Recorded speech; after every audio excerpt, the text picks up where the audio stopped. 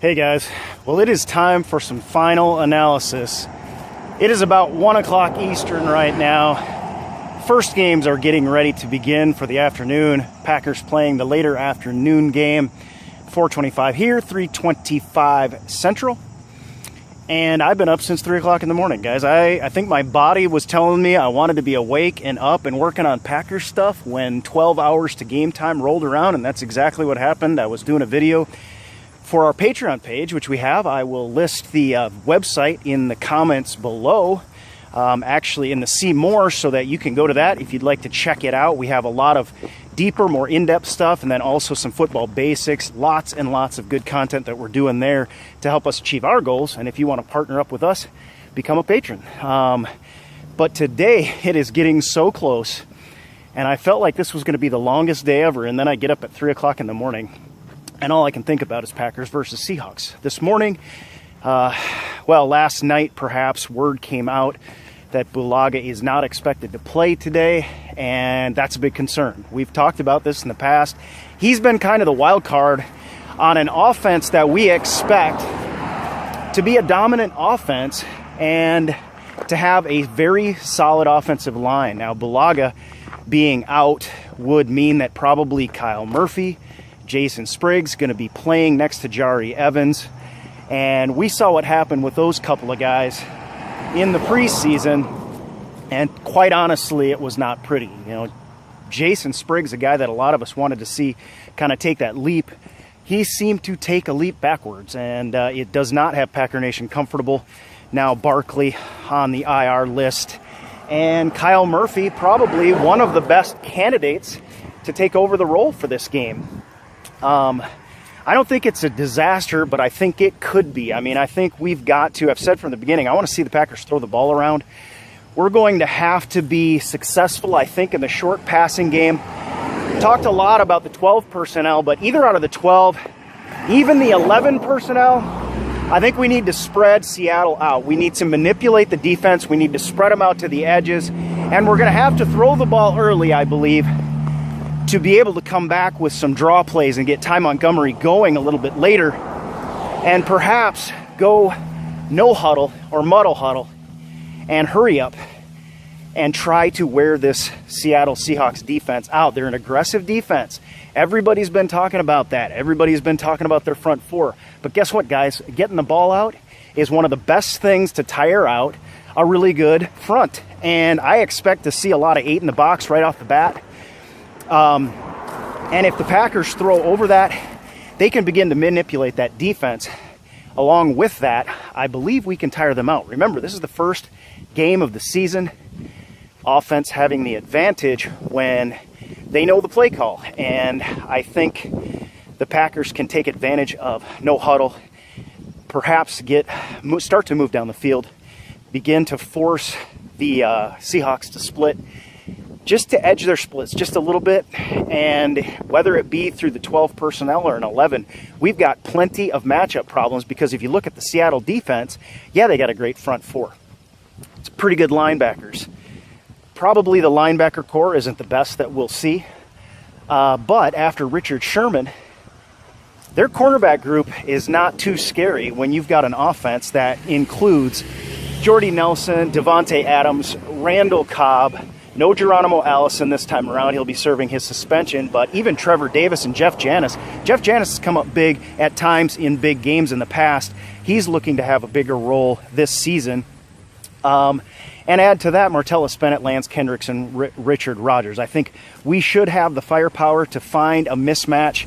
And it's going to be on Aaron Rodgers to get in sync, stay in sync. And I think if we start moving the ball down the field with a short passing game, we're going to start having some success in terms of running the ball. On the other hand, if we don't do that, I think it's going to be very difficult for us if we don't force the issue to the outside to find a way to get enough of a seam for Ty Montgomery to be successful in the running game. And as Mike McCarthy has said, he wants to run the ball. And as every defensive coordinator in the league knows, the first priority, the first order of business is to stop that run.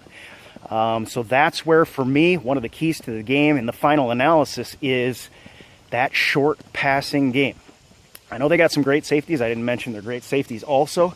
But with Martellus Bennett, Lance Kendricks, and Richard Rodgers, we should be able to find matchups that we like in the Seattle backfield. They cannot match up against us across the board.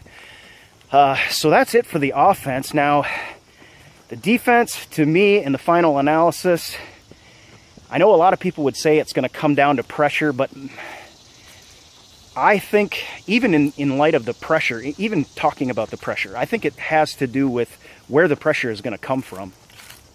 I think if Clay Matthews and Nick Perry are active right off the bat, we might be able to see our defensive backfield man up enough for them to get the pressure, and I think that's ideal.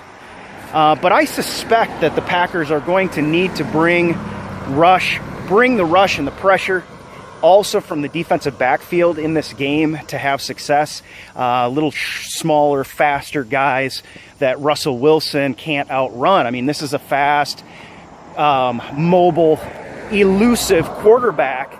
And if we can force him to throw on the run, I don't think he's anywhere near as good as Aaron Rodgers. But I am a little concerned, and I have said I wouldn't be surprised if Wilson doesn't have a touchdown on us on the ground, just because he is going to find himself as the last line of offense at some points in this game. You know, even if we have good coverage, a cornerback with his back turn and trail technique can do little to stop Russell Wilson. And so if we can bring a blitz off the edge from time to time, if we can bring a blitz from the slot corner position, as we've seen Quentin Rollins have some ability in that, I think that'll help us out. And I've kind of predicted, I guess, 3 sacks. I started with 2. I thought, the obvious, Matthews and Perry. I think each need to get 1 in these games for us to be satisfied with where they're at and their contracts and their health and all these issues. But I think I bumped it up to 3. And I do think, my third one has been Mike Daniels, because I think we're going to get a lot of interior pressure, because the Seattle Seahawks offensive line is going to struggle against our D-line. But I do think there is a possibility that this team gets 4 sacks in this game. So I know that sounds like I'm talking out of 3 different sides of my mouth, because I've gone from 2 to 3, now to 4. I think we might also see this spread out. If we can bring these pressures from different places, I think Mike Daniels is going to get his just by virtue of the fact that he is an absolute beast. And the Matthews and Perry, I think they need to. I mean, I think they need to, and we know that how do I say that?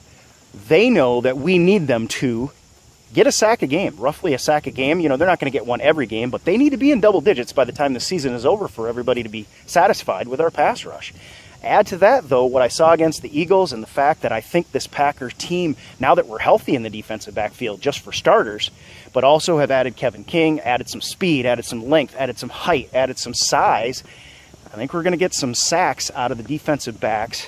And it may start week 1, because those are the guys that are going to be able to track and tackle, again, if our tackling fundamentals are where they need to be, which they have not from time to time.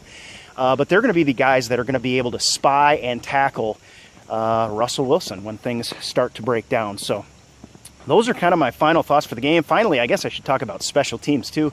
To me, special teams just needs to keep doing what they're doing. I think the coverage units looked good. I think Trevor Davis bounced back well from his muffed punt, but he had that 68-yard touchdown. So the guy has shown he can handle the ball. He just needs to stick to the fundamentals, not let the game get too big for him, play within himself, and make sure he fields these punts and let the first move come after the punt is securely fielded. And if he doesn't have it, I'd say just play conservative, fair catch the ball. And we know that Janis can return kicks. I don't expect to see much out of the kick return game for the entire season. I just think the way the NFL is going, the kick return is basically becoming a non-factor in a football game in the NFL. Coverage units wise, we're going to see, we've let J-Ron Elliott go. We traded him. So we will not be without one of our better special teams players. And this special teams unit, one thing they can't afford is to take a step back. So look for them to maintain, if not get better. We've got a few new people coming on the scene. We'll see how Brooks gets rotated in, maybe Dial gets rotated in. And this game is about to get underway in just a few short hours. I will be in there in Fire Fan as well. If you haven't become a Fire Fan player in our Packer Nation League, jump on the Facebook page. Click the Play Game button. That will preload our promo code. Then download Fire Fan from your app store.